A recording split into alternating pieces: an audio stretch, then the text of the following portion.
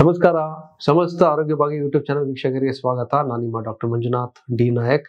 ಮುಂಜಾನೆ ಮಂಜು ಎಷ್ಟೋ ಜನಕ್ಕೆ ಸಂತಸವನ್ನು ತಂದರೆ, ಆ ಮುಂಜಾನೆ ಮಂಜು, ಮಧ್ಯಾಹ್ನದ ಸುಡುವ ಬಿಸಿಲು ಹಾಗೂ ಧೂಳು, ಮಳೆ ಇಲ್ಲದಿರೋದ್ರಿಂದ ಧೂಳು ಎಲ್ಲ ಕಡೆ. ಸೊ ಮಕ್ಕಳು, ವೃದ್ಧರು, ಹಿರಿಯರಿಗೆ ಎಲ್ಲರಿಗೂ ಕೂಡ ಜ್ವರ, ನೆಗಡಿ, ಕೆಮ್ಮು, ಉಪ್ಸ ಪ್ರಾರಂಭ ಆಗ್ತಾ ಇದೆ ಈ ಒಂದು ವಾತಾವರಣದಿಂದ. ಅದಕ್ಕೆ ಮನೇಲಿ ಏನು ಮಾಡ್ಕೋಬಹುದು? ಜ್ವರ ಬಂದಲ್ಲಿ ಮಕ್ಕಳಿಗೆ ಮೊದಲು ವಿಶ್ರಾಂತಿ ಕೊಡಬೇಕು. ಸೊ ಒಂದು ಬೆಸ್ಟ್ ರೆಮಿಡಿ, ಜ್ವರ ಹೋಗ್ಬೇಕು, ತುರ್ತಾಗಿ ಬೇರ್ಬೇಕು ಅಂದರೆ ಬೆಳ್ಳುಳ್ಳಿಯನ್ನ ತುಳಸಿಯ ಜೊತೆ ಜಜ್ಜಬೇಕು. ಚೆನ್ನಾಗಿ ಜಜ್ಜಿ ಅದರ ರಸ ಏನಿದೆ ಅದನ್ನ ಒಂದು ಚಮಚ ಮಕ್ಕಳಿಗೆ ಕೊಡಬೇಕು. ಸ್ವಲ್ಪ ಜೇನುತುಪ್ಪ ಅಥವಾ ಹಾಗೆ ಕೊಡೋದ್ರಿಂದ ಸ್ವಲ್ಪ ಖಾರ ಅನ್ಸ್ಬೋದು, ಸ್ವೆಟ್ ಆಗ್ತಾರೆ, ಬೇಗ ಬೇರ್ತಾರೆ. ಅದಕ್ಕೆ ಬೇಕಾದ್ರೆ ಸ್ವಲ್ಪ ಶುಂಠಿಯ ರಸನ ಕೂಡ ಹಾಕ್ಬೋದು. ಎರಡನೆಯದು ಕೆಮ್ಮಿಗೆ ಏನು ಮಾಡ್ತೀರಾ? ಮಕ್ಕಳಂತೂ ಕಷಾಯ ತಗೊಳ್ಳಲ್ಲ. ಕೆಮ್ಮು ಎರಡು ಥರದ, ಒಂದು ಒಣ ಕೆಮ್ಮು, ಒಂದು ಕಫಭರಿತ ಕೆಮ್ಮು.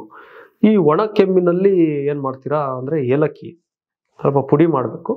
ಅದಕ್ಕೆ ಒಂದು ಸ್ವಲ್ಪ ಚಕ್ಕೆ, ಒಂದು ಸ್ವಲ್ಪ ಕಾಳು ಮೆಣಸು, ಒಂದು ಚಮಚ ಶುಂಠಿಯ ರಸ, ಒಂದು ಚಮಚ ತುಳಸಿ ರಸ, ಅದಕ್ಕೆ ಜೇನುತುಪ್ಪ ನೆಕ್ಸೋದ್ರಿಂದ ತುರ್ತಾಗಿ ಕೆಮ್ಮು ಕಡಿಮೆ ಆಗುತ್ತೆ. ಕಫಭರಿತ ಕೆಮ್ಮಿನಲ್ಲಿ ಹೆಚ್ಚಾಗಿ ಏನು ಚಿಕಿತ್ಸೆ ಮಾಡ್ತಿದ್ರೇ ಒಳ್ಳೆಯದು. ತುಳಸಿ ರಸ ಒಂದು ಚಮಚ ಜೇನುತುಪ್ಪ ಕೊಟ್ಟರೆ ಸಾಕು. ಇದರಿಂದ ಕಫಭರಿತ ಕೆಮ್ಮು ಕಡಿಮೆ ಆಗುತ್ತೆ. ಆಮೇಲೆ ಹಿರಿಯರಲ್ಲಿ ಏನು ಮಾಡ್ಬೋದು ಕಷಾಯ ಜ್ವರಕ್ಕೆ ಅಂದರೆ, ತುಳಸಿ 8 ರಿಂದ 10 ಎಲೆ, ಒಂದು 4 ರಿಂದ 5 ಇಪ್ಲಿ, ಒಂದು ಸ್ವಲ್ಪ ಶುಂಠಿ, ಆಮೇಲೆ ಒಂದು ಅರ್ಧ ಚಮಚ ಜೀರಿಗೆ, ಆಮೇಲೆ ಅಮೃತ ಬಳ್ಳಿಯ ಕಾಂಡ, ಇದನ್ನೆಲ್ಲ ಹಾಕಿ ಒಂದು 400 ml ನೀರಿಗೆ 100 ml ಇಳಿಸಿ 50 ml ಬೆಳಗ್ಗೆ 50 ml ಸಂಜೆ ತಗೊಂಡ್ರೆ ಜ್ವರ ತಕ್ಷಣವೇ ನಿಯಂತ್ರಣಕ್ಕೆ ಬರುತ್ತೆ. ಇದರ ಜೊತೆಯಲ್ಲಿ ಕೆಮ್ಮಿಗೆ ನಾ ಹೇಳ್ದಂಗೆ ಮಕ್ಕಳಿಗೆ ಹೇಳದಂಥ ಒಂದು ಮನೆ ಮದ್ದನ್ನೇ ಮಾಡಬಹುದು. ಇಲ್ಲವಾದಲ್ಲಿ ಸ್ವಲ್ಪ ಕಹಿ ಇದ್ರೂ ಸರಿನೇ ನಾವು ತಗೋತೀವಿ ಅಂದರೆ 2 ಥರ ಇರುತ್ತೆ. ಒಂದು ಗಂಟ್ಲು ನೋವು, ಜೇನುತುಪ್ಪ, ತುಳಸಿ ರಸ ನೆಕ್ಕಬಹುದು. ಅಥವಾ ಕಾಳು ಮೆಣಸು, ಸ್ವಲ್ಪ ಖಾರವಾಗಿರೋದು, ಸ್ವಲ್ಪ ಕಾಳು ಮೆಣಸನ್ನ ಒಂದು ಸ್ವಲ್ಪ ದೊಡ್ಡ ಪತ್ರೆ ಎಲೆ ರಸದ ಜೊತೆ ಸ್ವಲ್ಪ ಜೇನುತುಪ್ಪ ಕಲಸಿ ನೆಕ್ಕೋದ್ರಿಂದ ಕೆಮ್ಮು ಕೂಡ ನಿವಾರಣೆ ಆಗುತ್ತೆ. ತಲೆನೋವಿದ್ರೆ ಶುಂಠಿಯನ್ನ ಲೇಪ ಮಾಡಿ ತಲೆಗೆ ಹಚ್ಕೊಳ್ಳೋದ್ರಿಂದ ತಲೆನೋವು ಕಡಿಮೆ ಆಗುತ್ತೆ. ಇದಲ್ಲದೆ ಬರೀ ಅಮೃತ ಬಳ್ಳಿಯ ಕಷಾಯ ಕುಡಿದ್ರೆ ಸಾಕು, ಜ್ವರ ಕಡಿಮೆ ಆಗುತ್ತೆ.